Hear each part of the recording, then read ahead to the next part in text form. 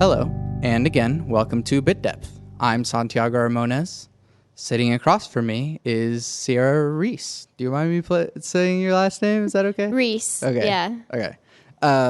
Because some people are like, I'm not a public person. Don't say my name. No, that's fine. I think, well, I know you through school. Yes. We both go to ACM, production majors. So for starters, what do you do? Well, I am a singer. That's what I've done since I was 2. Right now, for the last 5 years, I've been leading worship at my home church in Tonkawa, Oklahoma. So as far as what I do right now, that's the main thing. And then going to school full time for production. And I'm minoring in performance this semester as well. So, why'd you choose production?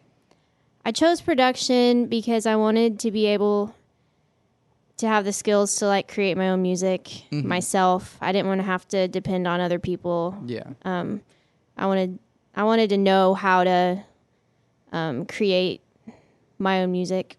And so that's why I went with production. And so it was mostly just so I could do my own music, but now after a couple of semesters here and actually working with different people and having the chance to work with people, help them create their music, I really like that too. So it's been a good thing. Yeah, I feel like production provides a whole lot of alternate career paths. Yeah, that was another reason too. It was like, there's only so much you can do as a performer. And like that's ultimately what I want to do, but like having the production skills is good for landing jobs and stuff. Yeah. Plus, I mean, like, it's one thing to produce people and stuff, but I think as we've come to find here that a lot of mainly producers or whatever are actually also really good instrumentalists or singers or whatever. So, I mean, it is really good to like, oh yeah, I can record this, and hey, I'm a killer vocalist too. So if you need something, So then, why do you need the means to create your own music? Well, that's a good question. I think I've tried working with people in the past, and it's just it's really hard to rely on other people. To like tell them your ideas, but you don't really know how to create them. And then they can't understand what it is you're wanting. And so I figured, well, if I can just learn those skills, then, I won't have to go through somebody else to put my ideas out. Yeah. And so that's kind of why I want to be able to do this, just so I can create music myself. Do you have a like grand goal of like producing a whole bunch of albums of your music, or? I don't know. I still don't really know what I want to be when I grow up. I mean, it's not like we're adults or anything. Yeah. No, like coming here, I thought, I want to learn all these skills, and then I want to produce my own album, and then maybe one day like have my own studio and label. But last week performing at the first ACM Live concert, I guess I just kind of forgotten how much I love performing, because I haven't done that since I was like a little girl. Yeah. And I just really love that. So now I'm back to like, well, maybe that's what I want to do. Maybe I want to really pursue that and chase after that. And so I'm just kind of up in the air right now. And I feel like every time I take a new class here too, it's like, oh my gosh, I could see myself doing this for the rest of my life. And so I know that I'm supposed to do something with music. Yeah. So that's kind of where I'm at right now. What was different about performing with ACM Live versus leading worship at church? So leading worship at church it's not a performance. I I've actually said that to some people before, and they're like, what? Yes, it is. To me, it's not, and I don't think it's supposed to be. Yeah. But performing, you know, just like a secular, fun song that people know and can dance to, and I don't know, it's just different. It's just, I don't know. I don't really know how to explain it. I just know that I had a lot of fun with it. And Well, it's something I used to do all the time. Like, that's what I grew up doing. And so just leading worship for the past 5 years, and that's been my focus, which that's my ultimate passion. But this performing, you know, that reaches kind of a whole nother audience, which is really fun. So I don't know, but it is different. I think It's the train of thought, at least, is that like performance is for you. Yeah. That versus like worship is to have other people led to this idea through you, but it's not about you specifically. Did I catch it? Oh, Yeah. I did. Okay. There was a bug flying in the air and caught it. Yeah.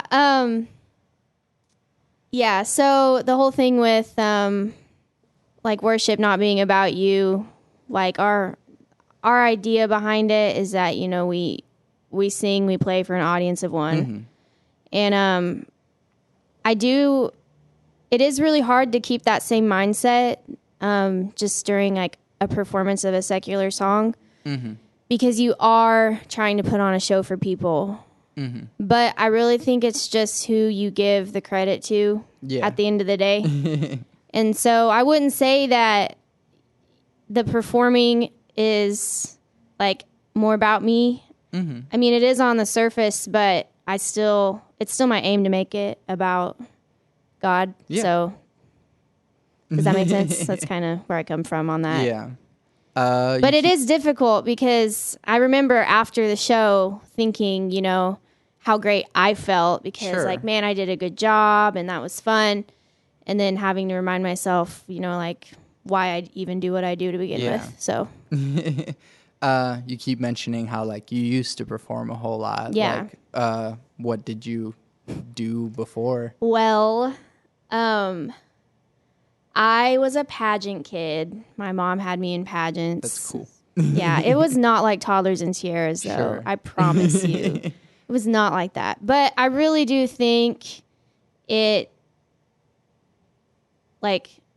that's where I learned how to perform. And like, I've been in dance lessons my whole life. I love to dance. And so singing and dancing was just what I always did for my talent. Yeah. And so I grew up doing that, and then I started doing just talent competitions.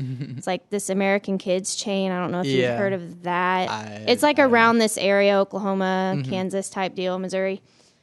But and so I did that up until, I want to say I was like 13, 14. And then when I was 15, I auditioned for American Idol. Yeah. And I made it to Hollywood, and then I got sent home. And I think that's kind of when I stopped kind of performing like that. And that's also around the time where I joined my now home church and joined the worship team. And so it wasn't like I don't like this anymore. It was just kind of like my dreams and opportunities shifted at that age.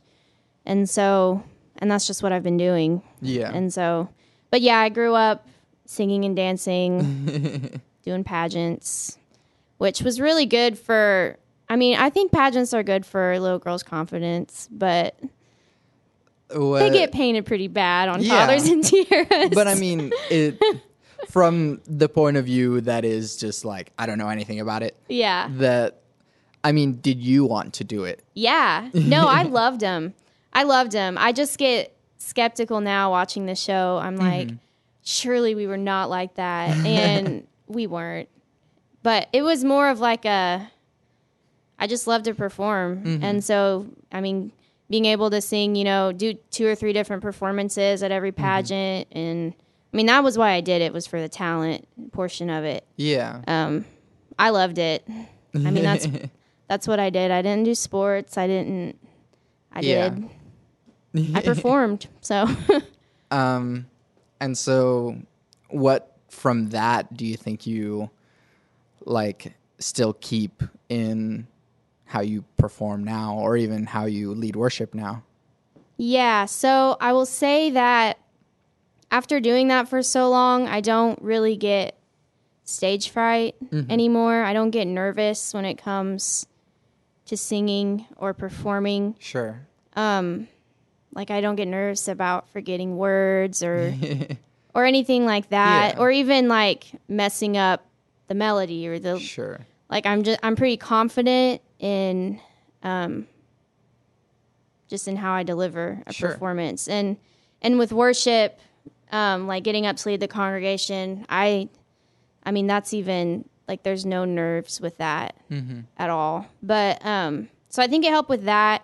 And then just self-confidence too, Yeah. I think helped with that. And then, but I will say not performing for such a long period of time and then performing last week, it wasn't like I had to try really hard to remember how to do it. It just was like natural and it came back. Yeah. Never And forget so how that to was ride a really bike. awesome. Yeah. And, because I was a little bit nervous last week because I just hadn't done it in a while, but it just felt so natural. And that's another reason why I'm like, maybe this is what I need to do. Because it just felt, right or whatever. But I think just all the experiences from when I was younger have just, they've just helped mostly, I would say, with confidence in my music and what I'm doing. So, is there anything that you still feel like nervous about doing? talking to people like this. I get so nervous about talking. Like at the show last week, a couple of us in each band, we introduced the band and like say something real short. And I asked specifically for him to let me talk because I was like, I need practice. Sure. I get really nervous with talking, not so much singing or performing, but talking to people. I'm kind of an introvert, so talking's always kind of weird for me. I can be awkward. What's the balance between being an introvert and being a performer? I know. It's weird. I don't know. I'm not an introvert around people I know really well or around like my family or my friends, but I have a hard time connecting with new people or, like strangers, making new friends, stuff like that. I have some friends who like never know a stranger. Yeah. And I'm not like that. But I don't know if there is a balance. I don't know. And I mean, okay, so why did you do music after, I guess, whenever you had to decide I have to be an adult or something?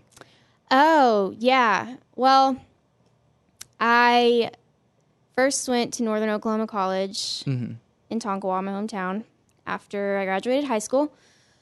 And my first year there, I did the music. I was going to get an associate's in music. Yeah. Is what it was. And I had plans on becoming a vocal music teacher, like going into education. But I really didn't want to do that. I wanted to go to NOC, and I didn't know what else to do. Yeah. But after a year in that, it's very classical, very like we could only sing theatrical pieces or classical pieces, and that just wasn't really up my alley. And so the next year I did English. I was like, well, I'll be an English teacher because I like to read and I like to write. And I hated it. And so I was like, well, now what? I guess I could go back to music. And then I had a couple friends at UCO who decided to come here for a semester. And I had never even heard of this school. And then they told me about it. I was like, you know what? I think that's what I want to do. Yeah. And it just felt right. I'd always had doubts about the other things I was doing. And when I heard about this school, I was like, yeah, that just feels kind of right. And so, yeah, and my family was really supportive. My husband was really supportive of it. So, So that's kind of what led me to doing it. What did you get at least out of the sort of classical training from yeah, I mean I did that too, and I feel like I still utilize a whole lot of methods in my singing, and maybe just like piano and theory, but like Yeah. Well, I had theory and ear training and sight singing. I had all that there. And I mean, I learned so much from those classes, and yeah, I still use some of those skills. But as far as like the vocal performance area of it, I guess I did do some performing there. Not like this though, because it was like you know, in front of like a room. Yeah. And but I did do a couple classical pieces, and I think that those probably helped with just precision. You know, singing it the same way every time. yeah. Because I'm not really like that. I sing things different every time. Sure.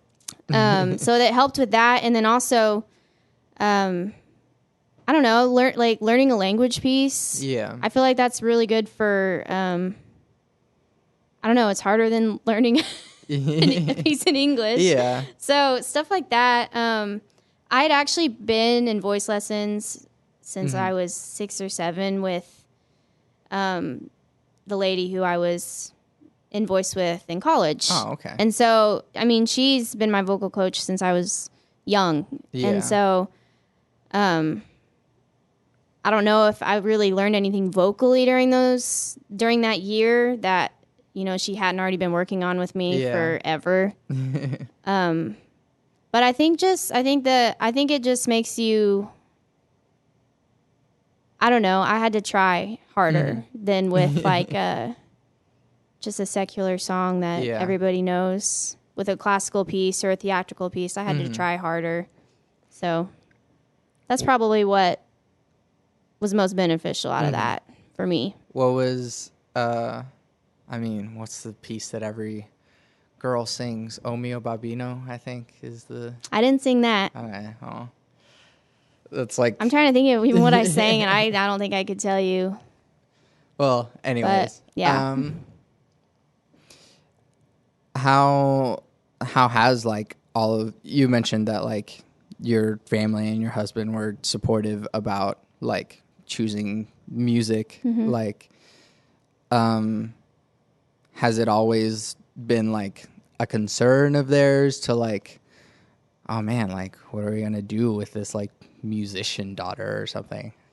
No, my parents have always been really supportive of me and my dreams. And I mean, when I was a little kid, you know, I wanted to be a famous pop star who on every album had one song about Jesus on it so everyone could hear the gospel. Like, that was my dream. My mom was just talking to me about that the other day. And so, yeah, they've always been really supportive of me with, you know, the pageants and then the talent competitions. And we traveled a lot to do things like that. And we even, like, my dad works for Conoco, and he was able to transfer to LA. And so we were there for a year, and I did auditions and stuff. And so they've just always, it's never been like I can't believe this is what our daughter wants to do. It's been like no, like, we believe in her, we want this for her type deal. And my husband is the same way. I don't know if he's really been able to see that performer side of me yet, because like, ever since we've been together, it's just been like, since I was just leading worship. But I mean, I know he's super supportive. I mean, because he's you know, putting me through school here. And he actually, I had doubts because I was like, well, you know, there's like not a job guarantee with this degree, like, especially where we live. Like, what if, you know, something just doesn't happen? And he was like, well, we're just, you know, God will take care of us. Don't worry about it, but you need to go there. So, I mean, they've all just been so great. Yeah. What is I guess, the role of music specifically within your spiritual life, your Christian life?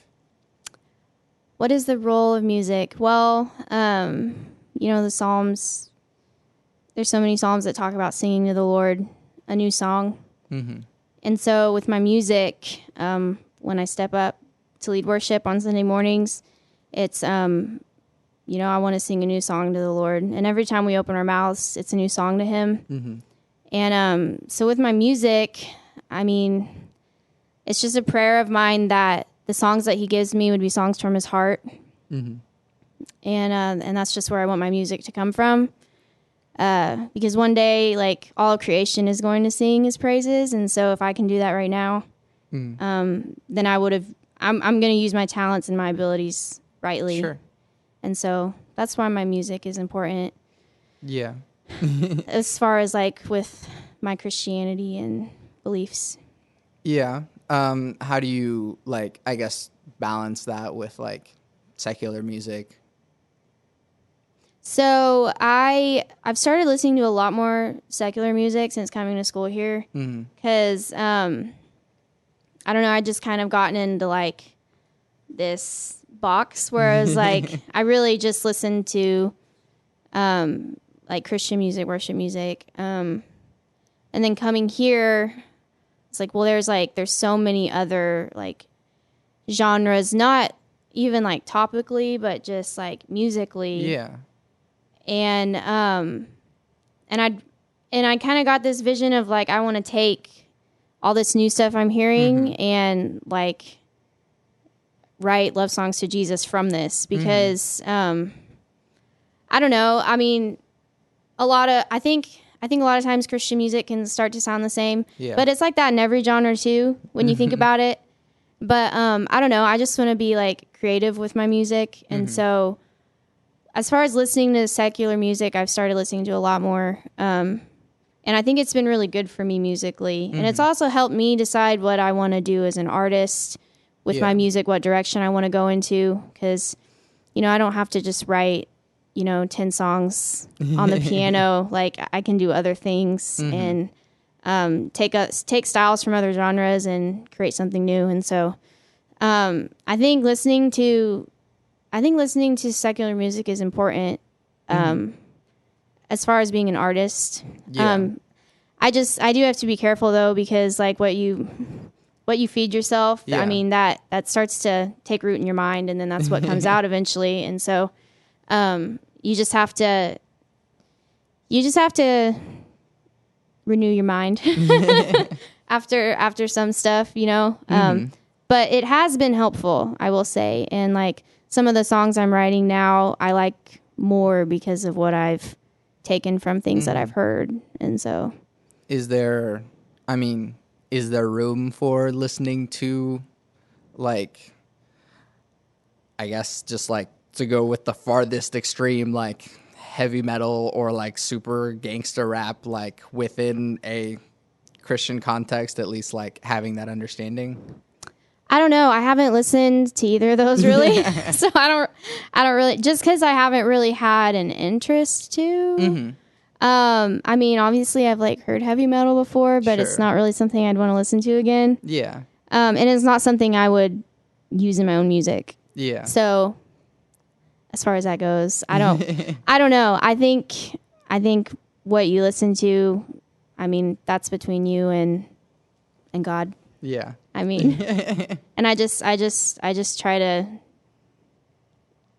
I mean, I don't really like the word balance, because it's not like I'm trying to balance, like, my spirit, like my spirituality and the world. Like, no, I don't want to be, like, of the world at all. But I mean, all music, I mean, all talents, all they're gifts from God, and so they can be used to create awesome music, and so I'm okay with taking that in.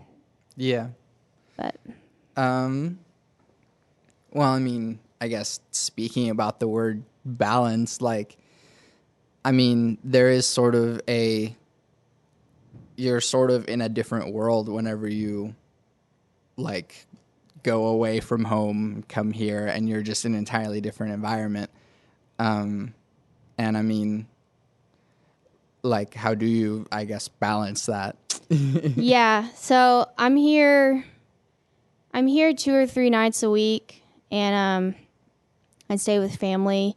So I am away from my husband and my family, and I don't know.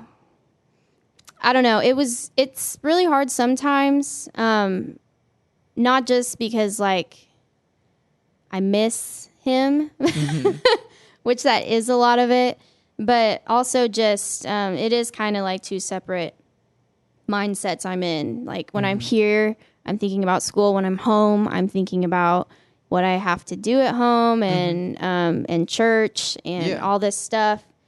And so I don't know. I guess balancing it. I know that the weeks where I make time to get into the Word and to pray, they're much better weeks, and I don't feel so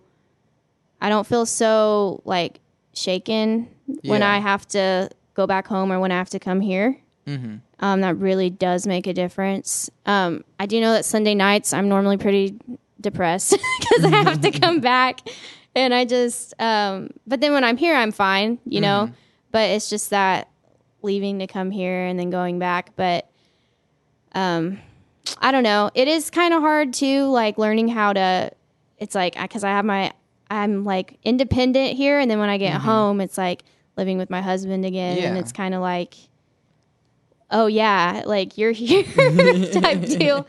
But I really can't complain about it because like my mother and father-in-law, like they work in 2 separate towns, and so like they're only together on the weekends. And so like I'm really blessed that I get the time with Josh that I do. But anyway, yeah.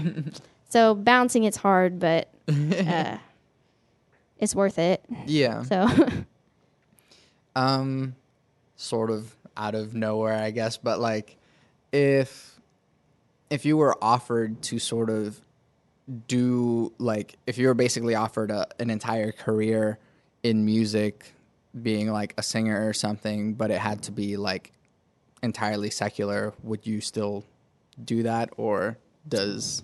I don't know. I don't know. I want whatever I do, I want it to be where I can love God the most and I can love people the most. And so if that's, you know, being a worship leader and creating albums that are just purely for worship, then I want to do that. But I mean, if God tells me, hey, I want you to write pop music, and I'll do that. I mean, I just want to do whatever's going to put me in the like best position to love God most and to love people most. So yeah. Okay. Tell me about your spiritual journey. My spiritual journey. Yes. Okay. Which is a fun combination of words.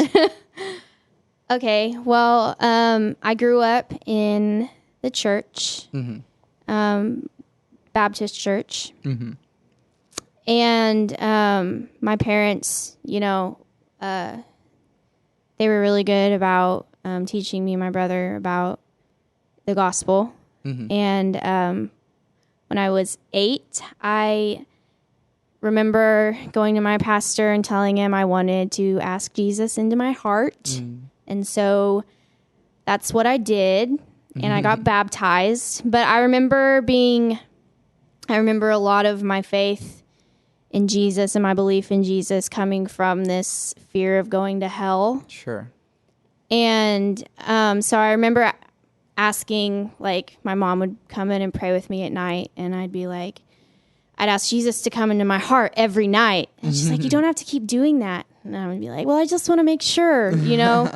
And so I didn't really have a solid understanding of like the love of the Father or who Jesus really is, which I think is really important, because since I didn't really know that or have like a firm foundation in that, I I just kind of went my own way, middle school and half of high school.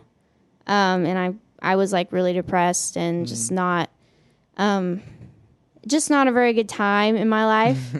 But when I started coming to my now home church, my pastor there, Pastor Derek, he told me about the love of the Father, and that it's nothing that I do that gets me saved. It's nothing that I do that makes me worthy of His grace. That His grace is a free gift, and I've been adopted as a daughter. And that He loves me like a good father would, only He makes good fathers look wicked because He's so good. And then and that's when I really started getting it, like, this is, okay, like, this is real. This is the real deal. And so I started going to church there, and I joined the worship team. And I remember Pastor Derek was trying to get us all to like worship spontaneously, just like, and like prophesy over people. And I was like, I don't know how to do that. This, like, what? And then one night we were singing See His Love. And it was just kind of like, that's the first time I've really felt the Holy Spirit come over me. And I started singing spontaneously. And so that was really when that's kind of like the first time where I really felt God. And so that was awesome. That's something that kind of always sticks with you. Yeah. And so from there, it was just a matter of like, well, is this real or not? Because if it's real, it's something worth, living your life for and giving your life for. And so that's kind of where I've been since then. Yeah. And it hasn't always been easy. We moved away around pretty soon after that time where I felt that real like God encounter. How old were you then? And I was 16. And so we were gone my whole junior year, and that was kind of, it was a rough time, but it was a different rough time than like before. It was kind of like, I believe in you, God, and I love you, but I kind of want to do my own thing for a while. And then I just, when you moved to LA? To Alaska. Oh, yeah, okay, I lived wow. in Alaska too. My dad transferred out there, and that was more of just like a family fun. Sure. Which it was awesome. But anyway, after a year of being in school there and kind of doing things my own way, and God was just kind of like someone I kept on the shelf. I just remember waking up one morning and being like, I have friends, I'm having fun, but I'm really bored, and I just kind of feel dead inside. And so that's really when I started getting into the Word and praying. And then we moved back, and I joined the worship team again. Yeah. I was back, and ever since then, it's been like a, if Jesus really did die and resurrect, and is seated at the right hand of God right now, then that's what I want to live my life for. And that's my hope, that's my purpose. And so that's been my spiritual journey. And right now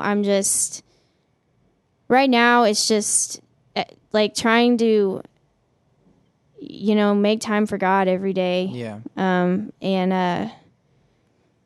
I don't know, and just loving people like Jesus does. I want to be that, So that's kind of where I'm at now. To what extent, like, do you feel like whenever you let Jesus into your heart whenever you were 8 versus the feeling of the Holy Spirit whenever you were 16, like, how do those experiences compare? Well, I will say I don't remember a whole lot because I was 8. I just remember hearing my pastor at that time, give an altar call. And I was like, I want Jesus to come live in my heart. And that's kind of like the extent of what I thought it was. I didn't know that there was so much more. Mm-hmm. And so I do believe I was saved at that time. I believe that Jesus was holding my soul at that time, but I don't think I ever grew in my faith or in maturity, which is like a necessary part of being a Christian. I don't think that happened until I was taught about the love of the Father and even the Holy Spirit. Yeah. I mean, because I didn't know anything about the Holy Spirit. I hadn't been taught. And so I think that's probably where they differed. Yeah. And I definitely think like not doubting my salvation anymore, that was a big deal too. Yeah. So that's kind of how they were different, I guess. Mm-hmm. But if you were to explain to someone like the love of the Father in a way that, I don't know, that would, hey, come this way. Yeah. Okay. The love of the Father. Well, he's good. And I know that good doesn't hold a lot of merit for some people. But he's good in that, like, his grace, we don't do anything to earn it. And he's good in that he delights in showing mercy to us. So I know that when I was a kid, I thought he was just kind of some distant, far off person in the clouds. But he's really relational, and you see that through the Trinity. Father, Son, and Holy Spirit, he's really relational. He wants relationship with us. And, I mean, not to be generic, I don't think any of the Bible's generic, but John 3:16, for God so loved the world, he gave his only begotten Son. Whoever believes in him shall never die, but have everlasting life. I mean, Jesus, I believe that Jesus is God in human flesh. I mean, so if you think about that, the God of the universe became a baby in a womb and was birthed and had to learn how to walk, and like he pooped his diapers, and he was just like this kid who like was not self-sustained at all. And then and like God did that for me, like he did that for everyone. If that's not a loving Father, I don't really know what is. And he's a father because like he gave his Son so that we could be sons and daughters. And we've been adopted, and I don't know if that's kind of what you're looking for. I just wanted to hear your explanation. Yeah. Of it. So, but yeah, I would say he's a good father because, like the parable of the prodigal son, like, you know, the son, we're all that son. We've all demanded things and taken them and then squandered them, and we're wicked. And, and then, you know, God sees us slowly trudging up over the hill toward him to come beg for him to just let us, you know, eat scraps at his table or work. And he runs to us, and he puts a ring on our finger, a robe on our back, and cooks us dinner. And so that's a good father to me. And that, knowing that and understanding that has made all the difference in what I believe. So. Was that understanding going on whenever you had that feeling during worship?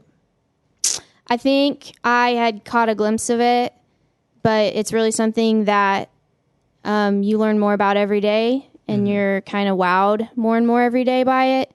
So, no, I didn't understand it or have the revelation of it like I do now, but I mean, I had heard about it. Yeah. And so that's kind of one of the most important things, is just that you hear about it, you know, and then God will do the rest. So. Yeah. I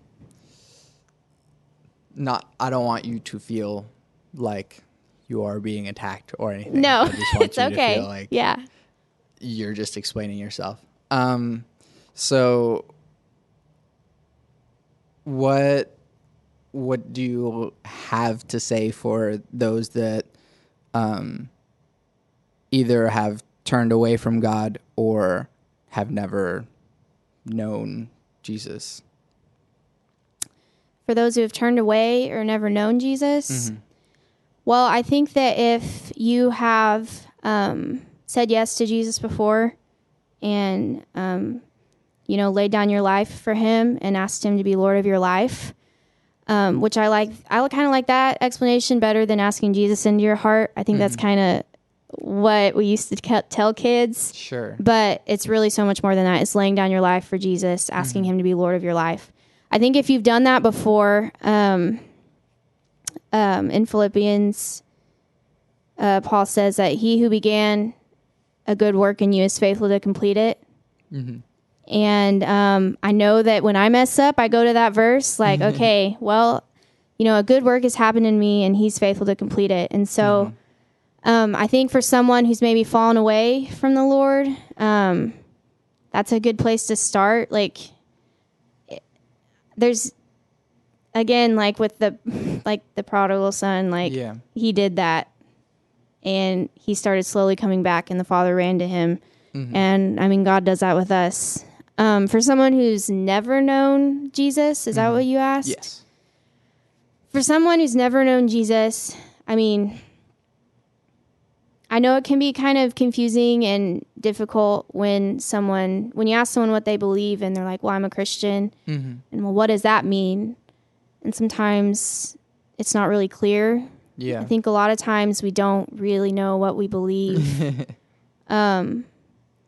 But I believe in Jesus because he said he was going to raise from the dead, and he did. And that's why I believe he's the Son of God. He said he was the Son of God. He said he was going to raise from the dead in 3 days, and then he did it. And so that's why I believe everything else he said. I mean, and you can also look at like prophecies in the Old Testament. I mean, there's so many that I don't know them. I can't quote them to you. Okay. I'm sorry. But I mean that, prophesy of the Son of God, this Messiah. And then he came and he did what they said he was going to do. And so that's why I believe in Jesus. And Jesus is what makes Christianity different from any other religion. He's what makes our religion unparalleled from any other, is because, our God is alive. He's not dead. I mean, you look at other religions and their gods are dead, but ours is alive. And so for someone who doesn't know Jesus, I think that's a good place to start. Is just, well, what did Jesus say about himself? And then what did he do? And, a lot of people question the Bible, like, well, how do you know the Bible's true? It's just, a book written by human hands. But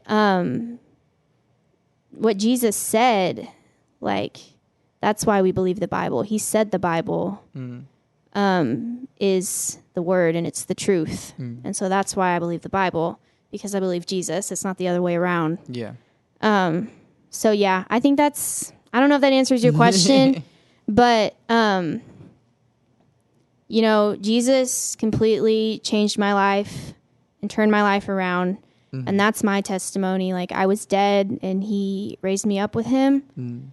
And then but then, a lot of people ask, well, why do you believe in Jesus? Sure. And that's why, because he is who he says he is.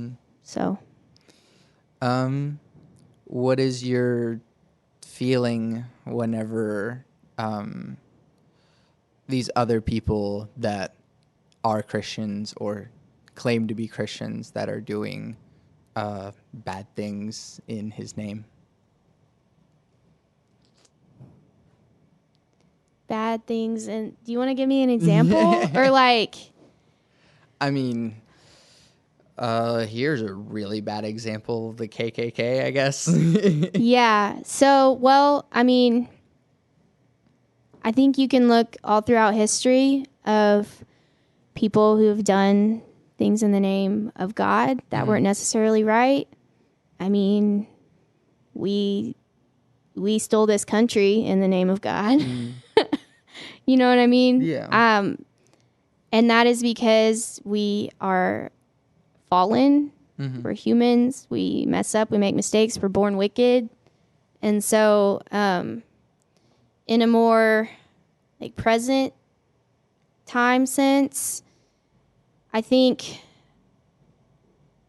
Christianity in America is kind of, we get kind of settled and we get kind of comfortable. And so, and like living in the Bible Belt, you know, everyone's a Christian. Yeah.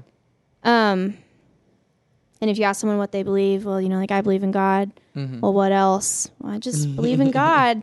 But there's so much more to Christianity than that. And so I really think when you say, you know, Christians who do bad things in the name of God, since we're talking about like abstract people. Sure. Like, I mean, are they really Christian? Yeah. You know what I mean? But that's not to say that like Christians are going to mess up and do stupid stuff. Yeah. Like, we're not sinless once we accept Christ. Like, we're not sinners anymore. We're, you know, sons of God who sin occasionally because we're messed up still. And so as far as like proclaiming Christians doing bad things in the name of God, well, are they really Christians and are they just messing up? Yeah. Like, do they just have it wrong? Is pride getting in the way? Is, you know, the world getting in the way? It's just one of those things where you really have to be rooted and grounded in the word. Sure. But I don't know if that answers your question. I mean, the core of my question is really what your feeling is about those people. Feeling is about those people. I don't know. I mean, I don't I don't know how I feel about them. Well, I mean, I think sometimes it gives Christianity a bad name to non-Christians. I think sometimes, or when you have like Christians who are hateful to certain groups of people because they're sinners or they're doing, you know, there's so many different issues you could talk about. It makes me sad because it's not the gospel that I know. Yeah. And so I guess it would just disappoint me, make me sad. Because I want non-Christians to know what we're really about. Yeah. And we're not hateful, you know. And so yeah, I don't know if that answers your question. It does. Okay. And then how do you live your life to show that example of the gospel that you know? Well, I think a part of it is just not being ashamed of my faith. Sometimes, I mean, a prayer of mine is, you know, just for boldness to talk about Jesus and talk about the gospel. And so, like, tonight has been awesome because I got to do that. But so I think just being myself too in what I believe, and not being ashamed of it, not being embarrassed by it, because it's really easy with like just, you know, wanting to fit in with the world and everything. And so like when people ask me what do I do, and I tell them I'm a worship leader, and when they ask me why, I tell them why. And then just trying to walk like Jesus did. And so like loving everybody. Yeah. Like I don't want to be a Christian who, you know, turns away a sinner because like, well, I have the righteousness of Christ and you can't be around me. I mean, cause I want to, you know, Jesus had dinner with prostitutes and tax collectors, and I want to be loving to all people like that. And so, but I'm only able to do that by his grace. And so just walking like that. I really have to make it. And like, I'm going to be honest, I didn't today. I woke up late. I didn't get my time in the Word. I didn't get my time in prayer. And, but it's not like I'm going to hell for that. Mm-hmm. You know, like Yeah. Jesus doesn't love me any less. But staying rooted and grounded in the Word does help walk that out. And so I guess I just want to be a breath of fresh air to people. Mm-hmm. And so that's just kind of my prayer for myself, that I would Yeah. be a light. Yeah. To you, and I know this is like the hardest, dumbest question, but to you, what's the most important thing that you get out of the Bible and Christianity? The most important thing, Yeah. hope. Why? That I don't have to die. Hope that there's life after this body is old and gross and dead. Hope that the guy that I'm living my life for, I'm going to get to spend eternity with. That's what Christianity is. Like, Jesus is the reason. He's my reward. He's my hope. He's my purpose. So that's what I get out of my faith. It's not just another social club, you know, with like 10 steps to a better life, 10 steps to a better marriage, 10 steps to being a better leader and your business thriving. Like, that's not Christianity. Christianity is just Jesus. And he gives me hope. Yeah. So. And I think I've asked someone else this question, but what do you have to say about the non-Christian doing good in the world? The non-Christian doing good in the world. I was actually just talking to my brother-in-law about this the other day. Trying to collect my thoughts. It's okay. I start to talk really fast and then I lose my train of thought. So I believe that there is no good apart from God. But, you know, just to use like famous celebrities who do charity work, Sure. who build orphanages, who feed the hungry, who, you know, in these third world countries, I think it'd be kind of ignorant to say that those aren't good works. And when I say that I believe that there's no good apart from God, I kind of mean like when you're feeding the orphans and you're housing the orphans and you're taking care of the widow and the fatherless, like you are making their time on earth a little more bearable, a little more enjoyable, a little better. But this is only 80 years. What after that? Sure. So that's kind of where I come from. And for the person doing those good works who is not a Christian, what's really the point? But that's kind of Christianity for me. Like if Jesus isn't real, what's the point of anything? Sure. Like, why are we here? What are we doing? Like, am I just living 80 years and then I'm going to die and that's it?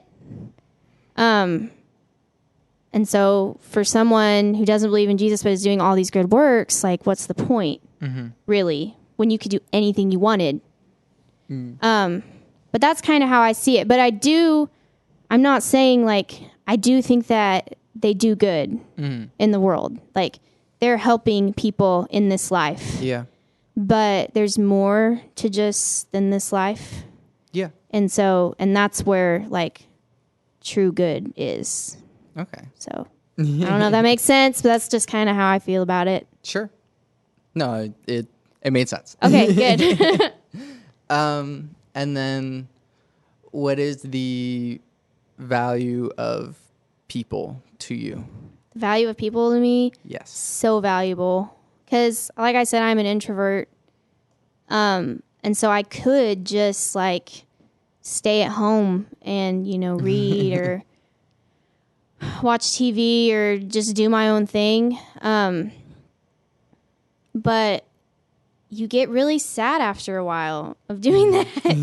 And so people are needed, like, where we were created to have relationships. And so my family, my husband, and my friends, and even, like, friends maybe I'm not so much in touch with now that's, like, than I was in high school. Sure. But I see occasionally, like, spending time with those people is just so uplifting. Mm-hmm. And I don't know. So people are important. People are way important. And I mean, I guess, like, corollary to that is, like, is it possible to just, like, be a Christian hermit and just, like, oh yeah, I believe in God, and then, like, I just don't be think an extreme so. introvert? I don't think so, because we're built for relationships. We're supposed to be relational. And if you're a hermit, like, you're never going to tell anyone about Jesus. Yeah. And that's part of our call that is our call, to tell people about Jesus. And so I don't think you can be a hermit. And though sometimes I would like to be, honestly. But no. But yeah, I am someone who, like, I have to tell myself, like, go out with friends tonight. It's going to be fun. Yeah. Like, and then it is fun and I enjoy it and it's needed, but I am an introvert, but I'm not going to be a hermit. Yeah. And I don't think you can be a hermit and be a Christian. Yeah. Plus that's just really sad. And then I think lastly, what advice do you have for people?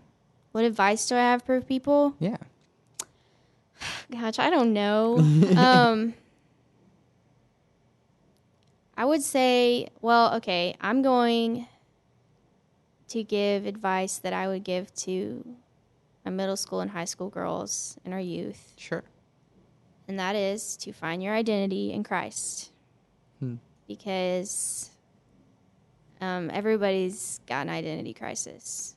And until we know who we are to Jesus, like, we're always going to be living for the world, and that's not a fun way to live. So I would say find your identity in Christ. That's my advice. Yeah. Cool. Well, thank you. Yeah, thank you. No, I mean, I want you to have a, I guess, platform from which to say what you believe and what you want to people. And so plug your things. Where can we find you and your music and the stuff that you do? My website is ciarareesemusic.com. And I'm on Facebook, Ciara Reese. You can like my page there. I am also on Noise Trade. I have a single out there right now. I'm going to Haiti this December. And so the single's out there as, like, a fundraiser. You can just leave tips for it, but it's a free download. Yeah. And I'm also on SoundCloud as Ciara Reese. Yeah. So that's pretty much where you can find me. Awesome. So. And then, do you have a Twitter or anything? Oh yeah, I have Twitter. Twitter and Instagram are both Ciara Brooke _. So that they're not very professional, but I've had them forever. So. Yeah, cool. And I'm Santiago Ramones. If you're listening to this podcast, you probably know how to get to me either through SantiagoRamones.com or the other number of things that just you can find through my website at SantiagoRamones.com, where I make music, which links to SoundCloud, and you can follow me on Twitter, and I will occasionally say things and puns. And I always end every podcast with my 3 things. sort of my advice or my religion, if you will, which is love never fails. It's going to be okay. I might be wrong. Thanks for listening.